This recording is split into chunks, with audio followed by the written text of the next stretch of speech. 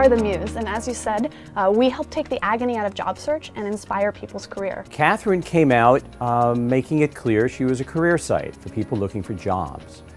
I didn't think that was the key message. I think that she was looking to try and define the site in a much broader context. It wasn't sounding innovative. It didn't sound like there was anything other than offering advice and maybe some job input. But I think she had an opportunity there to really define herself at the outset of this debate, and she didn't. At Rebellion Photonics, we have truly revolutionary optics. Our cameras actually see gas leaks before they cause explosions or become emissions. So Allison's opening remarks were interesting because she used the word revolutionary twice. That's a big word, at least in my world. If you're really going to be revolutionary, you better prove it. So she left a big level of expectation open for the listener. I'm not sure if she made her point about the revolutionary part of what she had. Every year, hospital-acquired infections kill 100,000 Americans. And according to the CDC, the best way to prevent those infections is to increase hand hygiene among healthcare workers. SwipeSense is the only solution that combines the convenience of a portable dispenser with the power of real-time data. Mert did a great job in the opening statement. He defined where he was going to take his audience. He did very well. Besides comments and anecdotal evidence that show people truly get the careers of their lives through your site, what evidence do you have that demonstrates scientifically that you truly are the future of career? So Mert came out swinging. He went right after Catherine. Where's the evidence? I want to know, what do you have to prove that you have something that's special, that your customer actually needs? The growth numbers, when you see them, when you look at the sources and the channels they're going through, demonstrate that people are really finding value.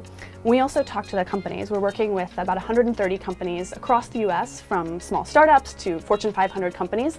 They're paying us pretty substantial amounts of money every month, and they're renewing again. And when we survey them and talk to them across the board, they're telling us statistics on how many applications, what those hires look like, whether those hires are more likely to stay long term, whether they're churning, and things like that. So he was trying to be as specific as possible. And I don't think she actually got as specific as she would have liked. She didn't have the data. She would have liked to have had the data, but he made it clear that there was no data. Given that you guys have been working on this for the past 4 years, what do you think truly has prevented you guys? What do you think has been the biggest barrier that prevented you guys from gaining significant market traction? Again, given that you've been working on this for 4 years. Well, again, Mert came out swinging. He said it took too long. What's going on here? I don't understand why something takes so long. She did her best. Our hardware company is true hard tech, true breakthroughs in science. We didn't just come from a business school idea. We came from deep in the labs of NIH health systems. We've had over $4 million go into the research and development of this product. And yes, I am proud to say it took us 3.5 years, and that was lightning speed. And I think certainly it's a research and development effort. She could have said that a company starts in a research and development effort before it actually has a finished product. But she took pride in the fact that it took so long, without explaining why it was important that it took so long. I was shocked that that was your website. There were cooking recipes and lots of nonsense. So my question is, why is your website not as clean and bold as you are? Allison has an interesting manner. She's bitingly complimentary. Great, lovely, fabulous. But what are those recipes? I don't get it. Why would somebody come to the site and, I'm sorry, it's not designed well? Wow. She wasn't really talking about the business. She was getting down into the tactics of the business. 95% of the traffic on the site is to job search, management, leadership-related content. People are coming on a daily basis, even when they're not changing jobs or they're not asking for promotion or negotiating a raise, because there's something new work-related every single day. It was really hard for Catherine to come back and answer those questions. You know deep down it's going to be nearly impossible to take GE and the inventors of Purell and their company head on in technical innovation. You know this deep down. So what I want to know, have you considered other business models. Allison sounded like a marketing person, a product person, not necessarily just a scientist. She went after Mert and asked what his business model was, and that maybe it's the wrong business model. Our partnership with Blue Cross Blue Shield speaks to the fact that we are investigating these business models, and Blue Cross Blue Shield believes in us because they have led our investment round. So it's absolutely something within our pipeline. But the current stage of where we're at, not only we're investigating the different business models that can sustain us long time, we just want to make the case for hospitals themselves to buy the product in the first place, of which they're doing. Mert came right back. He said, I'm sorry, it's not an issue. We have a good business model. We have a real solution. He went back to his key messages. I want to dig in more to how your product really differs from your competitors and whether it actually is solving, for example, the transmission of MRSA. Because from what I've seen so far, at least, it seems like the 100,000 deaths a year are primarily caused by things that so far your product isn't necessarily able to make a big dent in. Well, in Catherine's opportunity to confront Mert, she really focused on the hand purifier part of it, but not the business part of it. It gave Mert this incredible opportunity to defend something that he knew intimately. According to the CDC and the report that was released in 2002, alcohol-based hand sanitizer is the gold standard in hand hygiene, and it prevents 99.9% of the infections that occur in hospitals.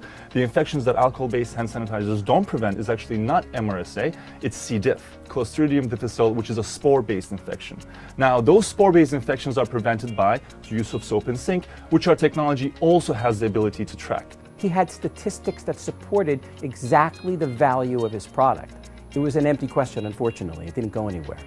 Ultimately, in this industry, how big can this actually get? And if it's going to, as you start to raise money, what's to stop some of these other players from saying, great, you can own the market for 3.5 years, and then I'm going to come in and take it from you? When Catherine asked Allison some questions, they were specific to competition and market size.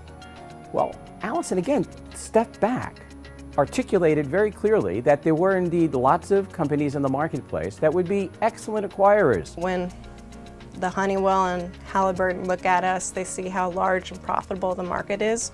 Without a doubt, they will want a piece. I think they will try for 6 months to the year, and then I think they will call me with an excellent acquisition offer. And then she also went into the fact that there was a number of petrochemical organizations out there that would hire her to put multiple cameras in. She made it clear there was a big enough marketplace. Rebellion Photonics started 4 years ago in a lab, well, technically the student bar, and we had nothing more than idea.